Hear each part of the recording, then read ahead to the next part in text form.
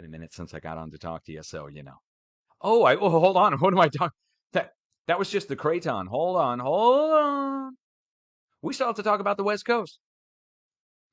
So we discovered the earthquakes going from Idaho. Well, I didn't even really talk about Idaho, but up at Yellowstone, Idaho, edge of the Craton to the northwest.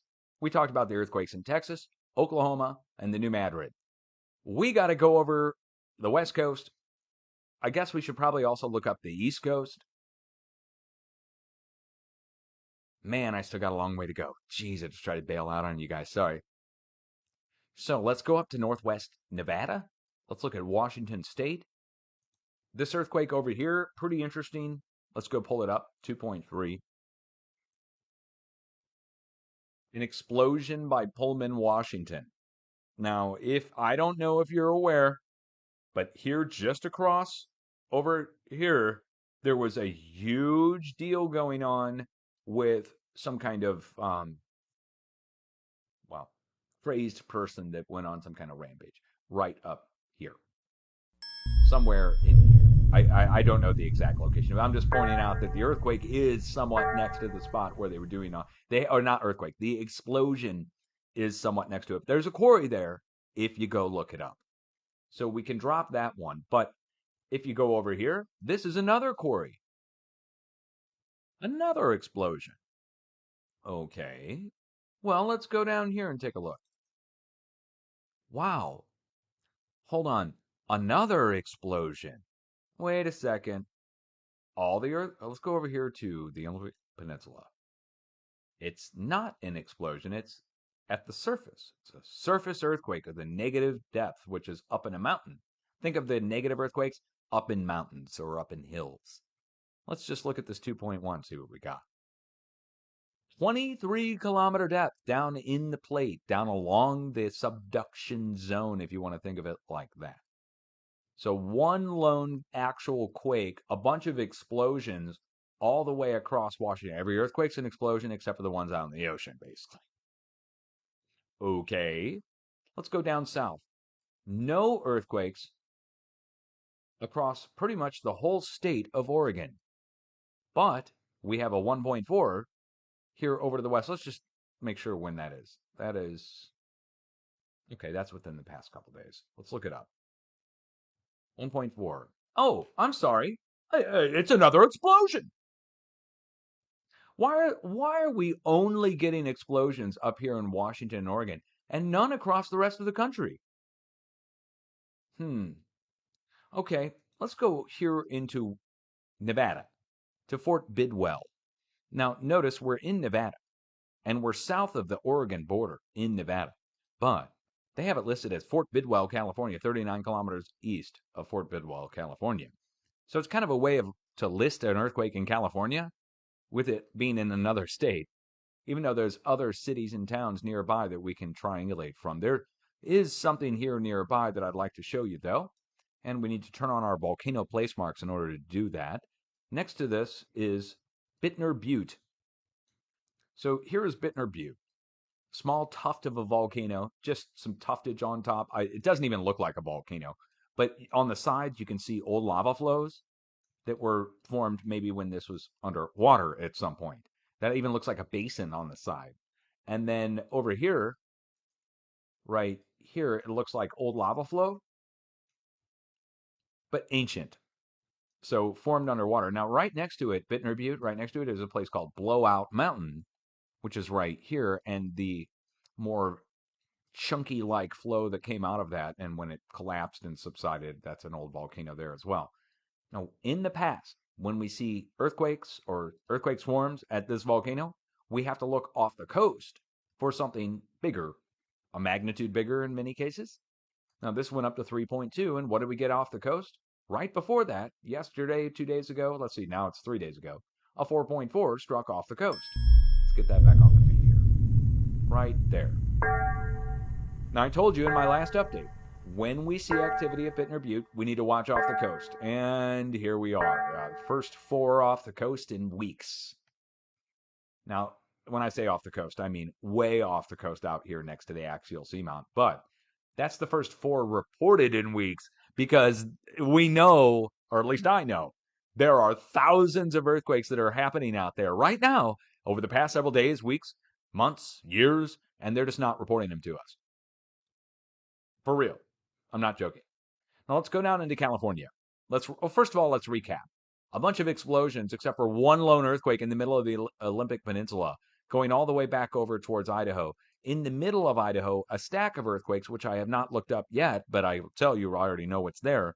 This is the Challis Reserve, Stanley, Idaho. This is the spot where the 5.0 earthquake struck several years ago, and the guy got burned extremely bad, and his animals as well, when they jumped into what was normally a cool spring, but it was boiling, and it was in the same spot at the same time. It's the only reason I even know about this location at the Challis Reserve in Idaho. So whenever I see earthquakes there, I have to remember that that happened, and the reason that that happened is because of the magma chamber down below, central Idaho, for Yellowstone. The magma chamber, the feeder for the magma chamber, is from below Idaho, and it comes up to the surface at an angle below Yellowstone. At the surface at Yellowstone is where the supervolcano is, but the feeder for it is below central Idaho. So up above it, if we get earthquakes and hot water and all kinds of other things happening there, it's a sign. And look where the swarm is. It's in the middle of the arrow. We trace that back, and that goes back up here to our explosions that are questionable.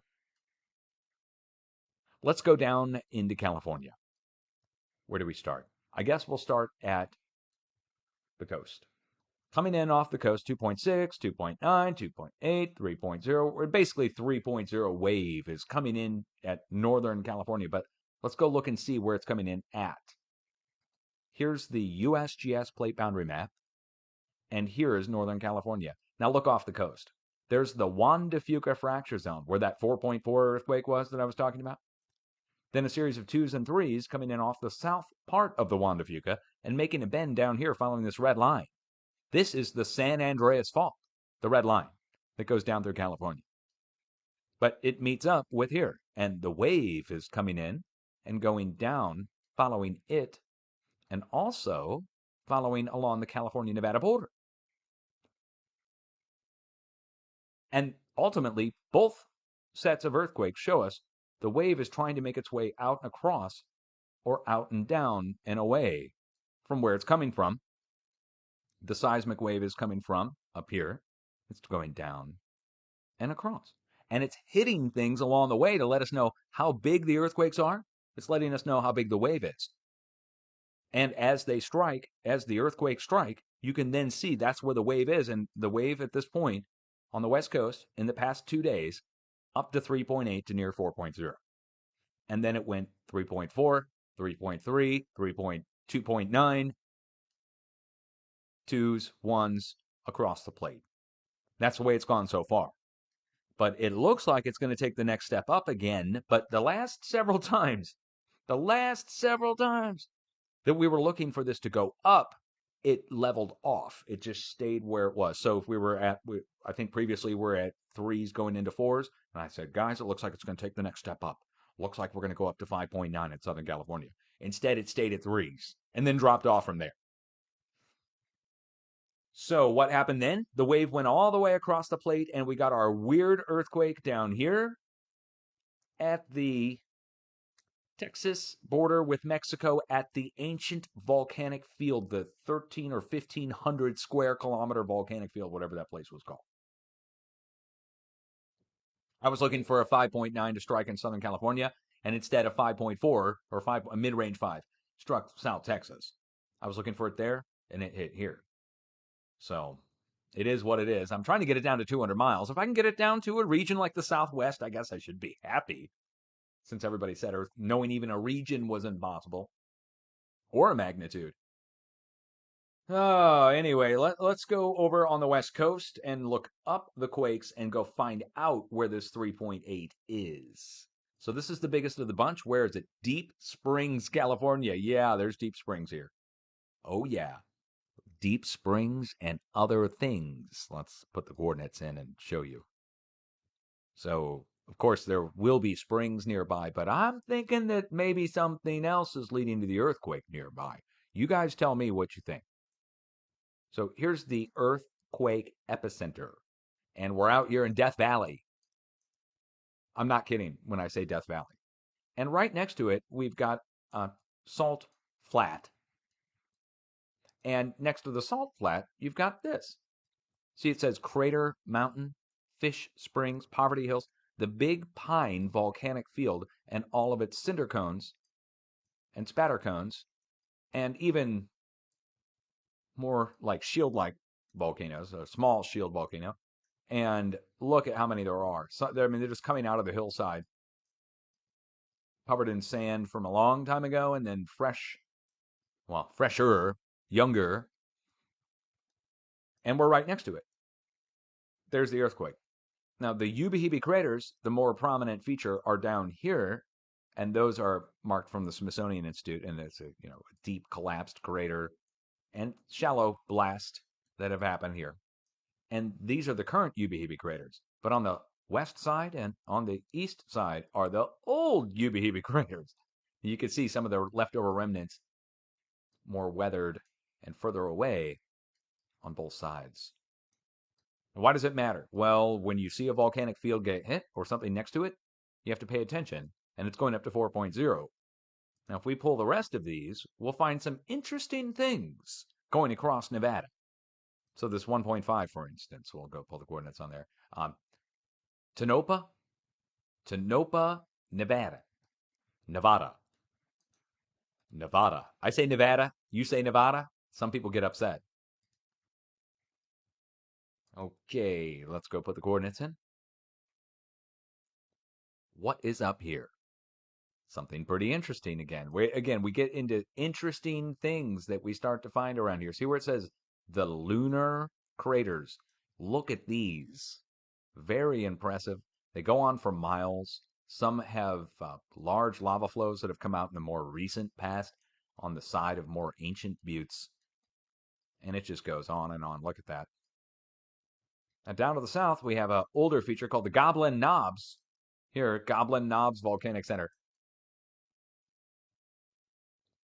And it's all one giant volcanic center if you really look at it, but we're on the edge of it. Again, if we're within, I try to look at things within 40 miles of a volcano. We are 26 miles from a huge volcanic field. So these can shift over time. The plate can move and the magma chamber can stay put, or the magma chamber can move and the plate can even stay put in some spot. As I told you before, the plate's more like rolling over like a log in a river than moving. Let's go down to the east-southeast, and that's going to take us down next to the Goblin Knobs. Further to the east-southeast, come along with me. Let's go look it up. Come along with me on a voyage of discovery, because we're going to leave this volcanic field. We're staying in Nevada, though, and we're going to the south, right to this place here. See where it says Skull Mountain? Zoom in a little more, and maybe I should turn on my borders, labels, places, and all that gobbledygook. See where it says Second Bren Tower, ETS-1 Test Stand, NERVA Test Cell A, Project Pluto Test Bunker. Do you see these? Okay, well, let's zoom in some more. We have the Electronic Warfare Test Range and Nuclear Test Site. And when I say nuclear test site, I mean underground nukes for the most part. All of these craters are underground nukes. Which, if we turn on the community, it'll give us the names on the nukes. I try to read them off every once in a while, just grab one or two and read you the name of U.S. nuke Operation Minata. 83 kilotons on July 8th, 1971. Hey, we're coming up on an anniversary of it. U.S. nuke Operation Lanfur, October 18th, 1967, 160 kilotons. Just two of hundreds, if not thousands, of tests that they've done there. The man-made faults that are along this area are probably the cause, but I have to say probably because we also have the Skull Mountain volcanic buttes next to this. But I would lean towards the Electronic Warfare Test Range that we're on the edge of as well, being a likely culprit for an earthquake swarm. Can you electronically induce an earthquake? People used to say no, but you know what? Those people were full of not truth.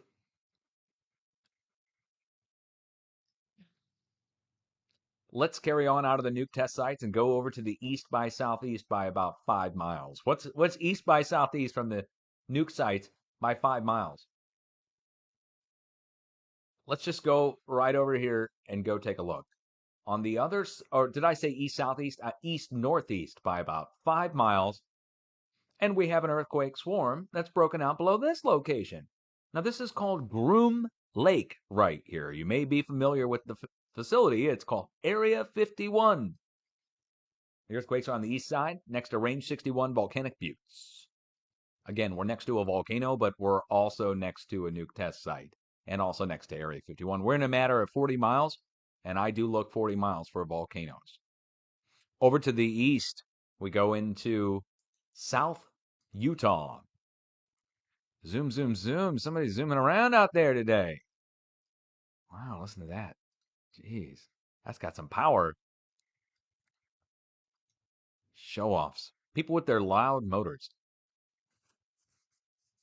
Boy, you can hear that through everything. That's crazy. Full blast. Speaking of full blast, where are we? We're on the edge of Red Knoll Volcanic Butte and Gray Knoll Butte Volcano. Crater Hill Butte Volcano. Let's go look at Crater Hill. That's probably the most pronounced. Well, look, I mean, Crater Hill Butte is, I guess this is, well, okay, look at it. Oh, we have a sill off the side with a bunch of old little small buttes. These are also volcanoes here. 1, 2, 3. Dude. What's the name of this location? Scoggins Wash. Dude, guys, don't go out there. Don't go looking. This is the Zion National Park. You'll get in trouble. But I'd venture a guess off the side of Crater Hill Butte on all these other old buttes over here. In this, right down in here, you'd probably find some gold.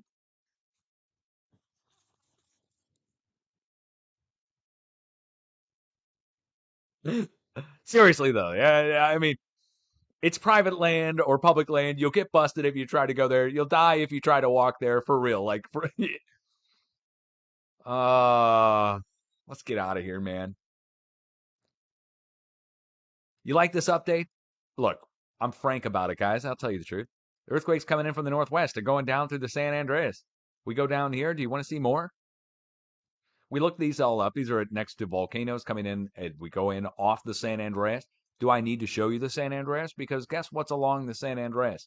Not just the San Andreas. So let's go see where the swarm is. The geysers of California. So the swarm isn't just happening on the San Andreas coming in from the north. It's actually happening at the geysers on the San Andreas coming in from the north. And it's a big stack. It's normal to have a big stack of earthquakes at this volcanic field because they're injecting it with water. They're injecting it with sewage to steam off the water and take it up to power the turbines. Because you're taking your sewer water and you're putting it in. It figures it's San Francisco. But no, seriously. Now let's go up to the north, up here into the north tip of the valley. Shasta Lake. Let's go to Mount Shasta and take a look and see what's there at Mount Shasta. What's up here at the north tip of the valley next to Shasta Lake? Well, Mount Shasta is to the north, pretty far to the north, actually. So I'd say that's far enough away that it wouldn't be related to Mount Shasta. But let's just measure and see.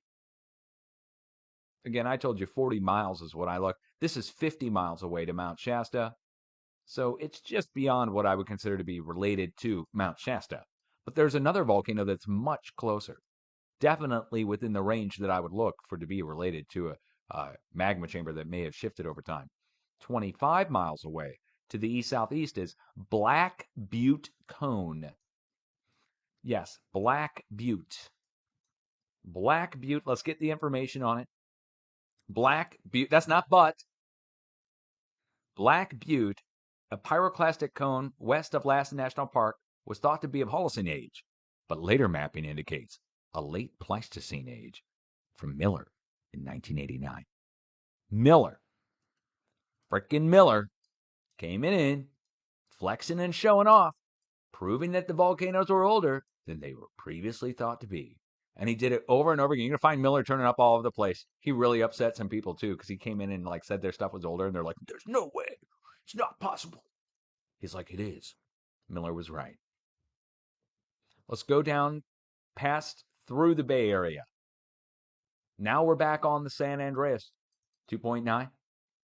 Fairview, California. Is this it? It might not be the San Andreas directly. Hold on.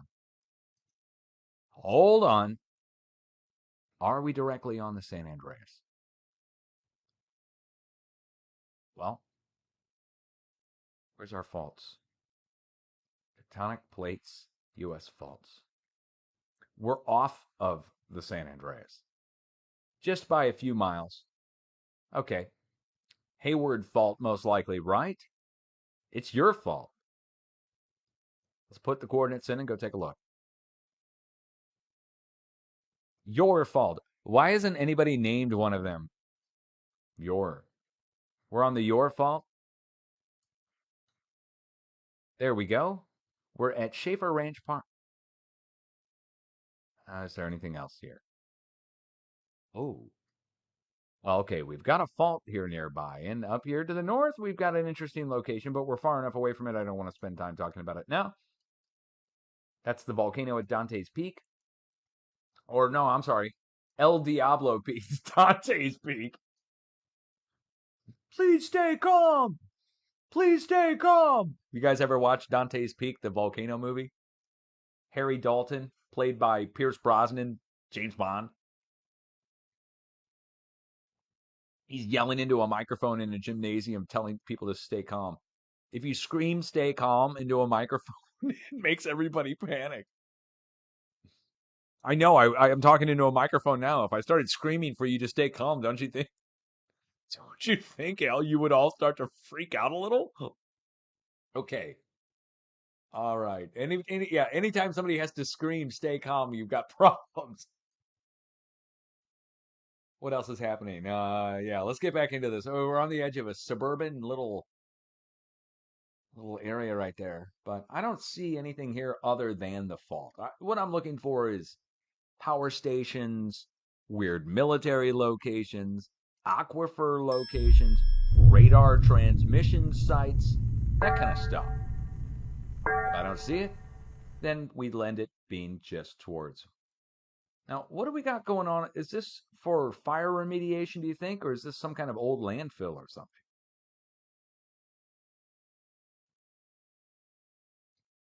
It is somewhat peculiar going on there on the hillside. I wonder if we get a highway view, if it'll show us any more information on this. Well, you know, I've always been one to like stepped pyramids. You know, they're really nice looking. It's to stop erosion, Dutch. Oh, the Spanish, you know what it is? The Spanish did this back when they were. Okay. Okay. Let's carry on. Let's go on down past this weird location here and go into the middle of the valley. So in the green portion over here on the east side of the San Andreas, you see all the earthquakes are pretty much on the San Andreas or the Hayward Fault. And then one set, the biggest of the set coming off the San Andreas, a 3.3 plus a bunch of zeros, ones, twos going across the valley. But the 3.3 out here, along with the 1.6.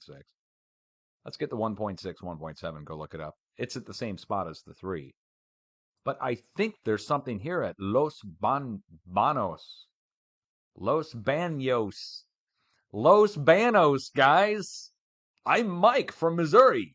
Let's go to Los Banos and go see what's there. Okay.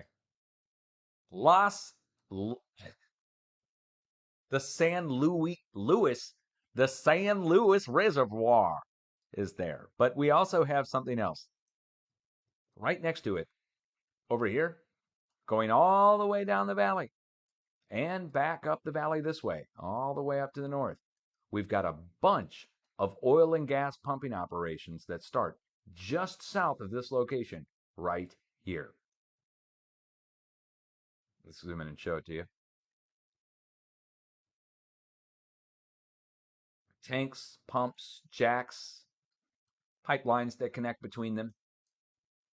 Now, why am I showing that to you here? We branch off the San Andreas and go over to the east. Well, this lake that's a reservoir, man-made reservoir, water weight earthquakes. This gets into the USGS telling about and talking about water weight earthquakes when it happened over here at Bull Shoals Lake, right down here at the Missouri border. This lake filled up over with water, and we got an outbreak of earthquakes along it. USGS did a whole thing on water weight earthquakes. So I think that's what's going on there, personally. So it sought out the man-made fault, or well, the man-influenced fault, was sought out by the wave as it's going through the area. It's sought off. Normally, it goes over to the drill points. If we go down here, let's go down to the 2.4, down at Avenal, California, and just show you. So if it's not going to that deep aquifer point, then we're going to a deep drill point over in the valley. The wave is seeking out a path of least resistance. Just like all the other locations, it's why it's seeking out the volcanoes, it's why it's seeking out the frac wells down in Texas, and it's why it's seeking out this right here. So all of this, starting up here, oil and gas. Oh, hold on. Jeez. It's like impossible to even see. This resolution is crap. Hold on. Well, we got a few. I mean, the resolution on that is just terrible. Hold on. Let's turn on. Or here. Maybe down here we'll get a better view. Oh, yeah, it is. Look, higher resolution. Much higher resolution. Wow, this one's way better. So you can see the jack, the pump, the pipeline, the shadows of the pipeline. Much higher resolution. Okay. Anyway, these go all the way across here. Some of them are a little harder to see. Some of them are older and have been capped off, and others are younger, right next to it, still pumping. And this whole mountain range is done, all the way down to the south. And I'm not joking when I say the whole mountain range. Here, let me zoom in and prove it, because there's always people who don't believe when you tell them, oh, it's all drilled. Let's see if we got a street level. Dang. Okay. Well, we might not be able to see this at this distance. Well, of course you can't. Look at that. It didn't even take it into street level.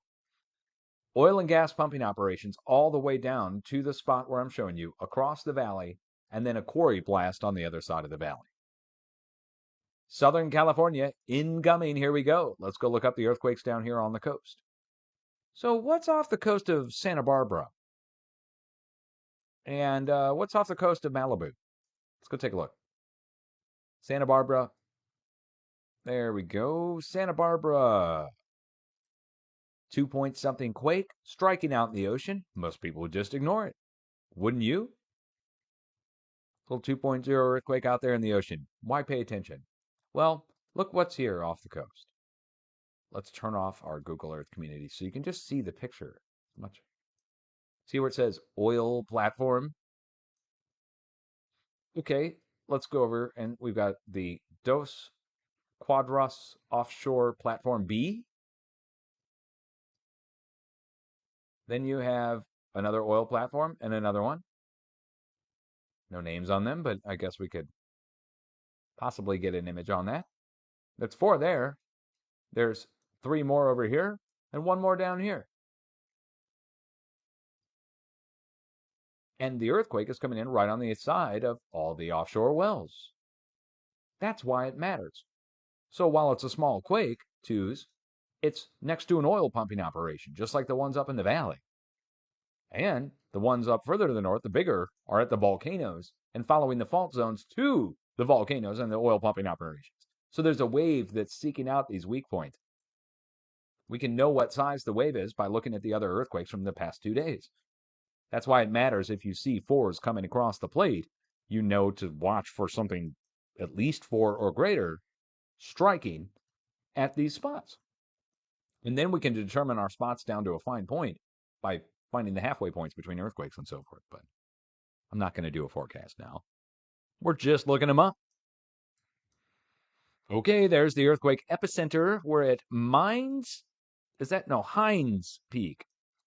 Hines Peak. Sanctuary. Looks like a folded bend in the plate.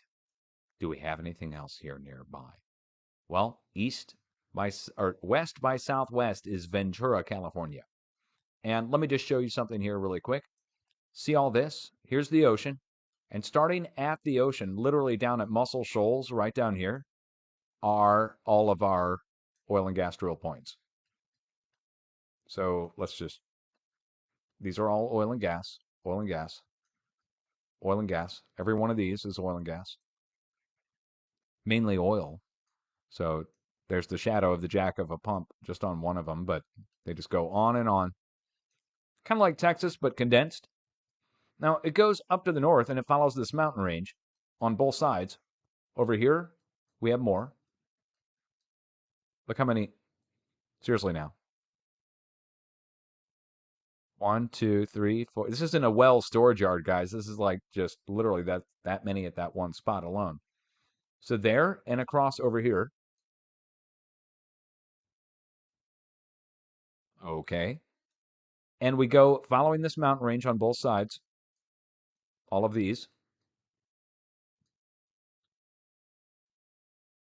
Now, the reason I'm showing this to you is we have to trace from down here along the beach, going up past Ojai, California, up here, and then we're getting really close to the earthquake epicenter for the drill points. Look how many are on this one. 1, 2, 3, 4, 5, 6 on that mountaintop. Look at that. And then we go down to the bottom of the hill, and you got 1, 2, 3, 4, 5, 6 next to each other there. 1, 2, 3, 4, 5 on that hilltop there. And we keep going, and these are all drill points going right out to here. And our imagery date's 2023. So, I mean, come on. We're literally at the foot of the mountain, basically. Literally, basically, how could you do both? We are basically at the foot of the mountain with our pumping operations on this side. And they can drill down and over at an angle many miles. So they could be literally below the mountain. And I'm not kidding on the literal part. Okay, that matters. That's where the earthquake is there, next to the oil pumping operation there. So off the coast at 2.3 at the oil pumping operation there, on land at the oil next to the oil pumping operation at 2.2. Let's go down to the 1.9 in North LA or San Fernando Valley. San Fernando, California. San Fernando. Let's go take a look. Going from oil pumping operation to oil pumping operation at this point, but there may be something else at this spot. Let's go take a look.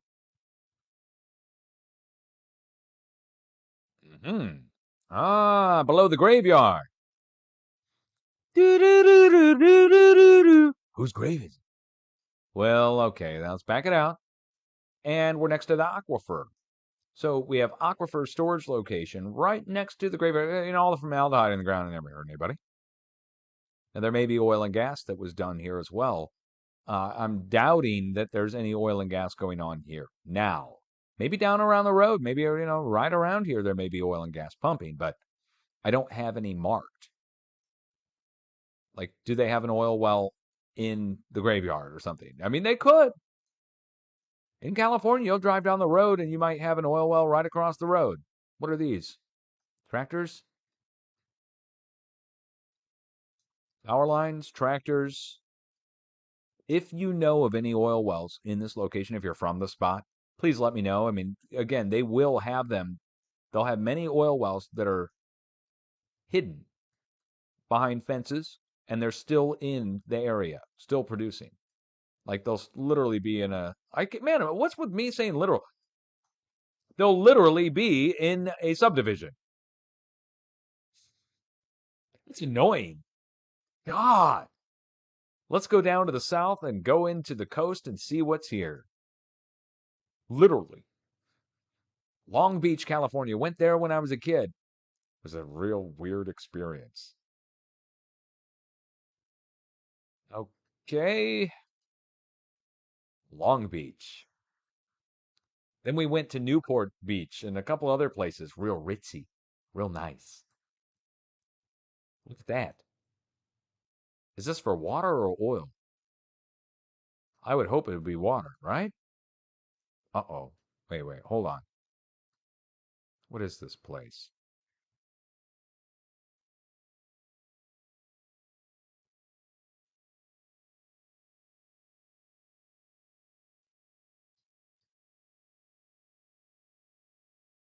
Water, you would think it's above the city. It's not really marked as oil. They have some pumps there, but you would think that's for creating water pressure and that this would be where they would have a bunch of water storage there for everybody. But what do we have here? There's no way this is water storage. What is this for? Well, let's take a look. Ah, the Crimson Pipeline? The Crimson Pipeline is the location in question. Well, I think that answers the question of what's there. So oil and gas pipelines are here.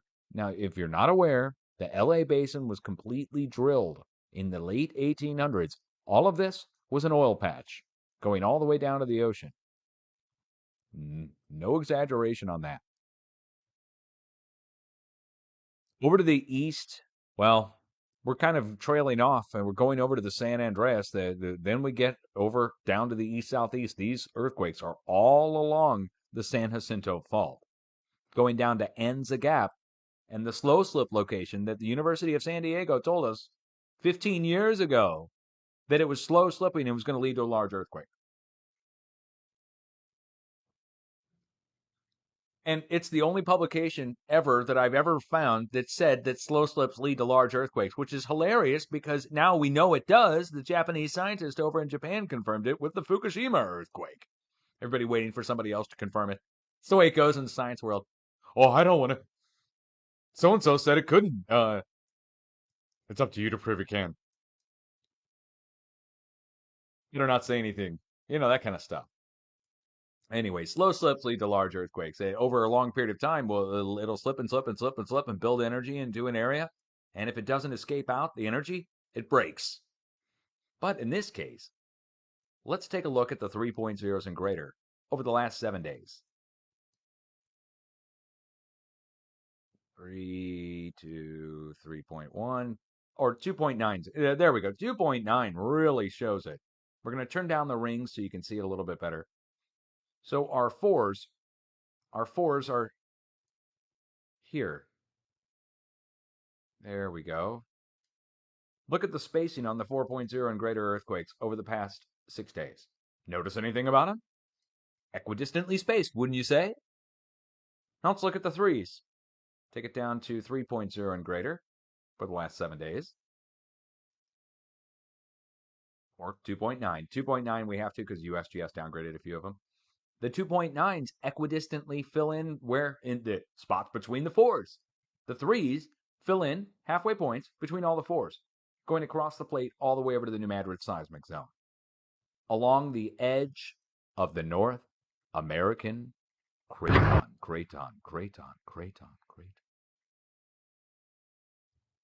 All right. That was fake echo. That was me just trailing out my voice. Welcome to Dutch Sense.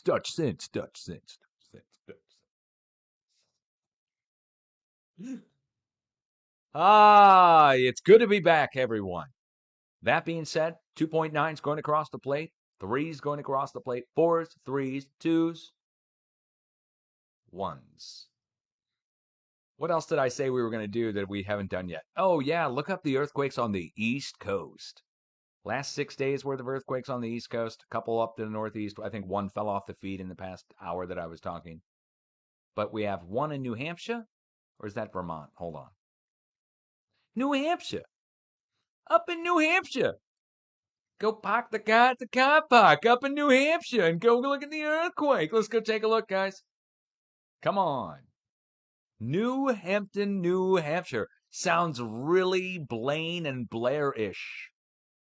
My name's Blaine. I'm from New Hampton, New Hampshire.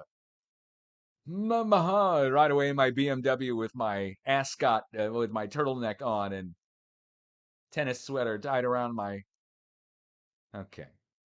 Blonde feathered hair, Blaine. My name's Blaine. That when I think of a snobby person from the Northeast, got to be Blaine and his wife Blair. There we go. Wait, what is this? What is this? We have lakes, but what do we got going on here? Farms? Lakes, farms. What is this place?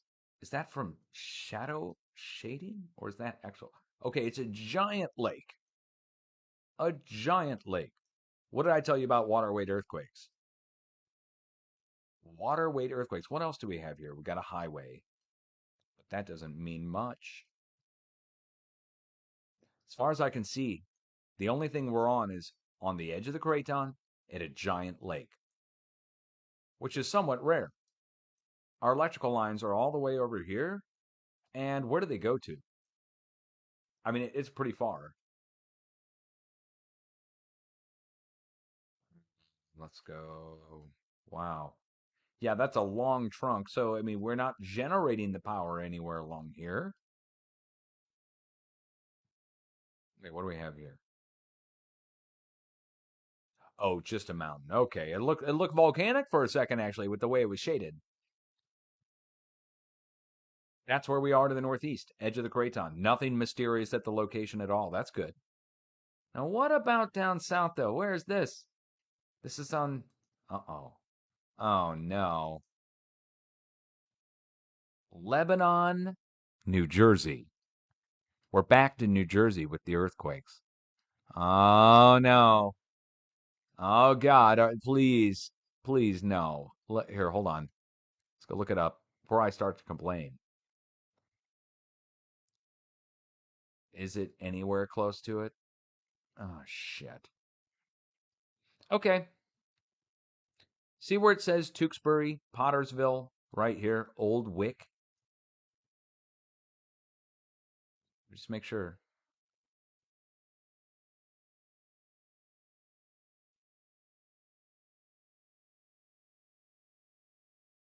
Yeah. Okay. All right, here we go. You guys ready? Woo! Okay, there's our earthquake epicenter. You see this place? It's called Hell Mountain Preserve right here. Well, we're just going to go right over here, right down to here. Oh, wait, they've changed the imagery? They did. Look, see this?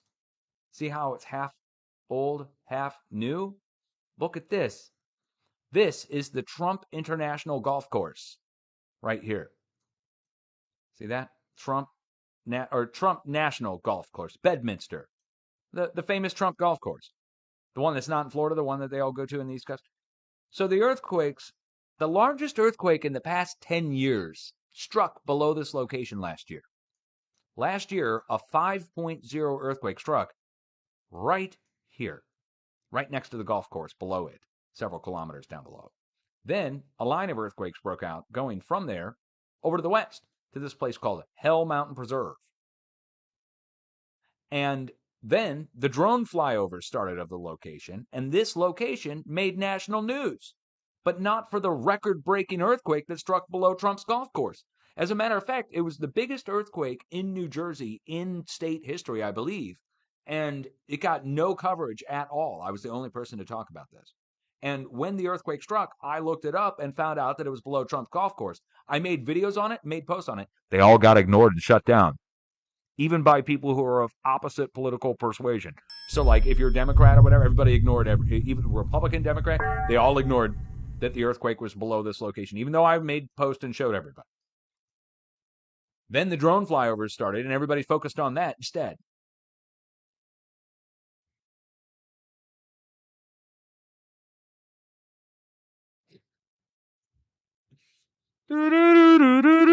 Second time I've had to do that in this update.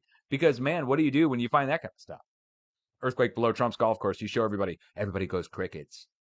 That's when you're like, oh shit, did I just, you know? I wonder why I get a flyover from a freaking military jet in the middle of the night. People are like, oh, it's just chance, Dutch. I'm like, oh, yeah, what about the Blackhawks, huh? What about. They're like, oh, that's just chance, too. You must live next to a military base. I'm like, no, not 10 times in a row, not on my wife's birthday. Every year. Wife's birthday and on my anniversary. Every year, the military's giving us a flyover. I don't think it's to say hi, wherever we are. My wife will testify to this. Listen to this. We'll wrap up this update by telling you this. After I made series of discoveries in the world of geophysics, we started to get special flyovers of our house by military aircraft, Blackhawks and jets. And they do it on our anniversary, our wedding anniversary, September 5th. And they do it on my wife's birthday. And they do it on my birthday. And to top it all off, they flew over my house with a special airplane and buzzed it at 500 feet. Almost broke our windows. I'm not kidding. Rattled everything in the house. And they flew over the house out in the country here with a special airplane from Canada that was hired by the U.S. government that was equipped with very low frequency transmitters.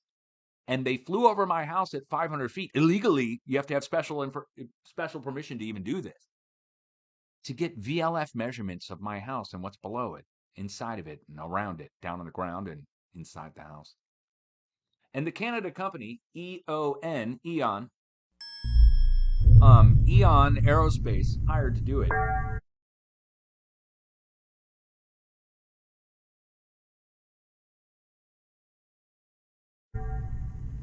Had their transponder on when they did it, and that's how I know this information. But they only came to my house. They didn't fly over anywhere else. They took off from southern Missouri, flew all the way across the state, came straight to my house, flew over it, and flew back down to the southern part of the state and turned off their transponder and landed. But why did they do that? Well, start finding stuff like the star forts, stuff like the military stuff like the nuke places and the oil wells and the bullshit and all the crap and all that stuff. Next thing you know, you're on every shit list in the world, kids. So the lesson to learn here is tell the truth, don't give a keep going strong, much love. I'll be back if anything else goes down. Peace out.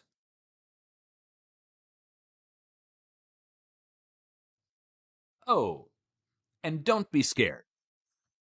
You need to be prepared for earthquakes. And that means, of course, being prepared, watching the earthquakes come your way, like the weather. And for preparation on earthquakes, you can have an emergency kit, which will have the basics in it. Change of clothes, set of shoes, flashlight, batteries. First aid kit, sanitation. Oh man, remember the sanitation? And a little bit of water and a little bit of food to get you through a few days. 3 days is recommended for an emergency kit. And then, of course, the long-term stuff. COVID and the lockdowns over the past few years should have taught you about being stocked up on stuff. But for 3 days or so is what's recommended for a large earthquake. And after 3 days, if you need more food and water, then you're in a serious situation. And that's why long-term preparation is also a good idea. But, a lot of people can't afford that kind of stuff. I mean, you can get a lot of the things that you need for surviving an earthquake, like supply-wise, from the dollar store even. First aid. Look, I mean, you don't need name brand bandages. I don't think anybody's going to care if it's a Mickey Mouse Band-Aid brand bandage for top dollar from the store, that if you went to the dollar store and you had bandages, that would be just as good, most likely. And same for a lot of the other stuff that would be non-perishable items that you would need. Again, for a dollar store, a lot of it could be disposable stuff anyways. The point is be prepared and have, not be scared by earthquakes anymore. You can now know which way the flow is going by looking at the current earthquakes. So the current earthquakes tell us which way this seismic river is flowing. And if it's a big flow, you'll see it coming your way days ahead of time. Kind of like now. We can see that there's 4s and 3s going across the plate. I think it's going to take the next step up again. It did last time, but it didn't go as high. So I was thinking it was going to go up to 5.9. It went up to 5.4. I was thinking it was going to hit Southern California. Instead, it hit North Mexico. There it is. So we're getting it down to a region. We're getting it down to within the magnitude, and we're getting it down to the time frame we're looking. It's just, again, I'm one man, a high school graduate who stumbled into this, unfortunately, and got destroyed along the way trying to show the world what I found. If you want to do your own forecasting, there is step-by-step method instructions. Sorry, almost just choked on my coffee there. Step-by-step method instructions to explain how to do it yourself. You can watch the video in maybe 5 or 10 minutes. It's 5-minute long auto robo read video explaining how to do it. I've typed it out, step-by-step instructions, and we have AI doing it at this point. Grok can identify the halfway points between the current earthquakes and tell you the next expected magnitude that should strike between them. And the distance apart doesn't matter whether it's 5,000 miles or 5 miles. So AI has got it covered. I was going to take it to the professionals and try and get them to sign off on it, but well, you know, if you don't know the story on that, oh my God. Well, let me just tell you that we're living in the world, the dark ages in the science world, where if you make a new discovery or a big discovery, unless you're part of some group or something, they literally roast you out and try to destroy the discovery and deny it. Like Galileo's telescope, only worse.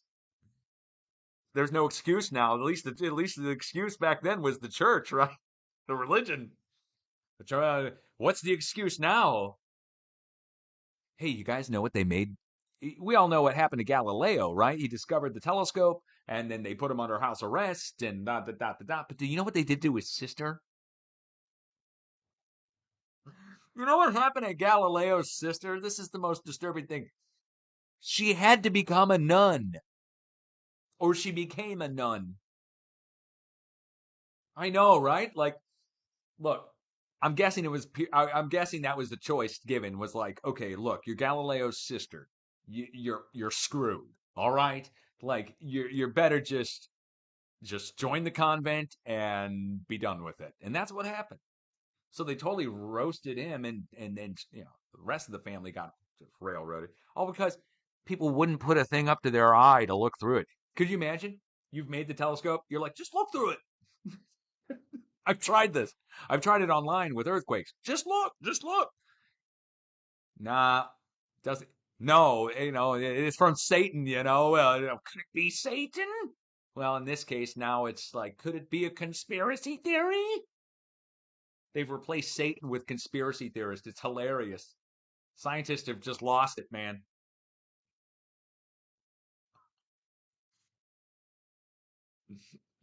All right. Okay. Are you laughing or are you crying? Or are you just shaking your head and saying, shut up, dude? Have a good afternoon, morning, night, evening. I'll be back if you need me. Peace out.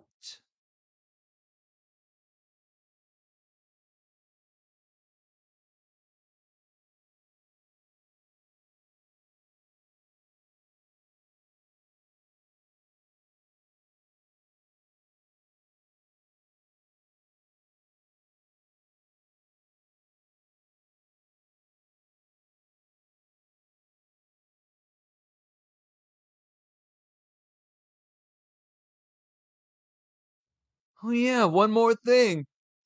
See in chat. Aren't you a smart ass? Okay.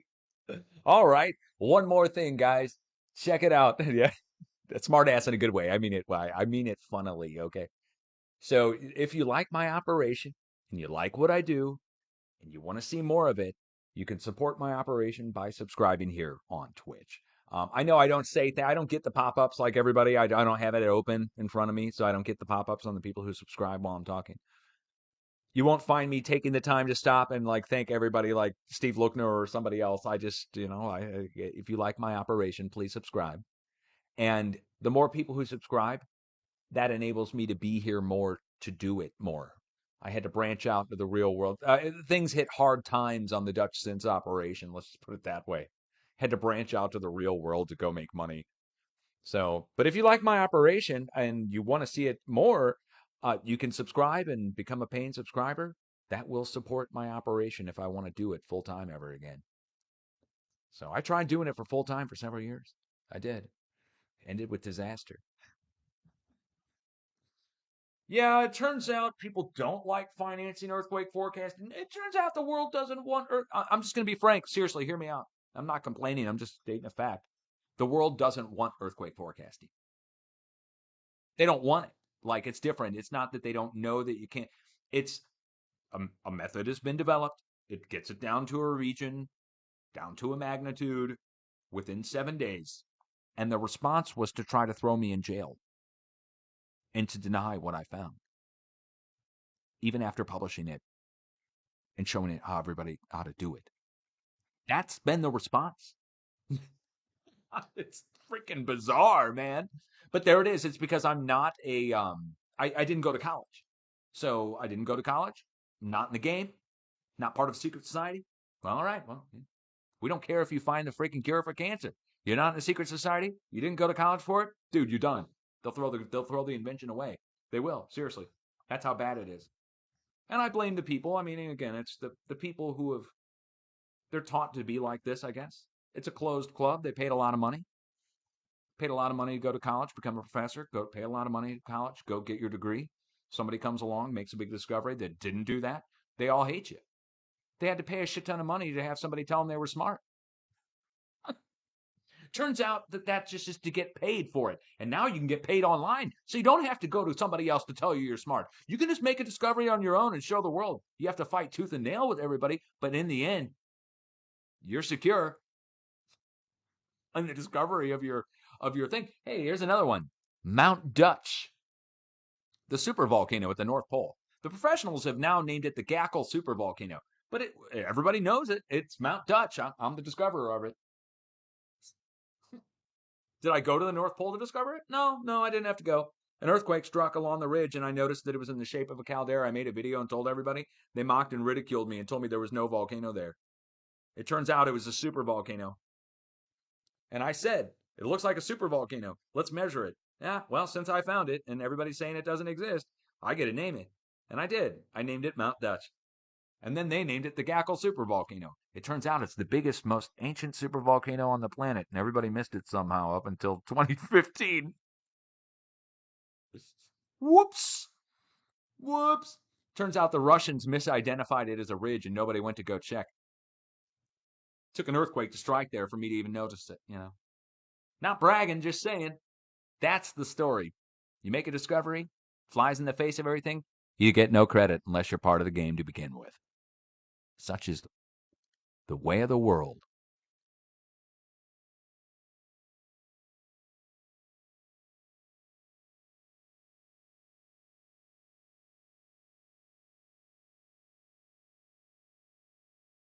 One more thing. You know who discovered all that? You know who discovered all that? All the things that I just told you? God.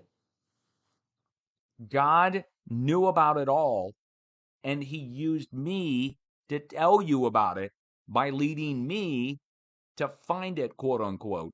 But I blame God for all this. Ultimately, I can take no credit for discovering earthquake forecasting. That God led me on this weird odyssey of a discovery. Dude screwed my whole life to get out to the world, and I had to freaking put up with you wouldn't believe to freaking get it. I kind of wanted to bail, but I felt like I was on a mission from God to show everybody what I found that he led me to find.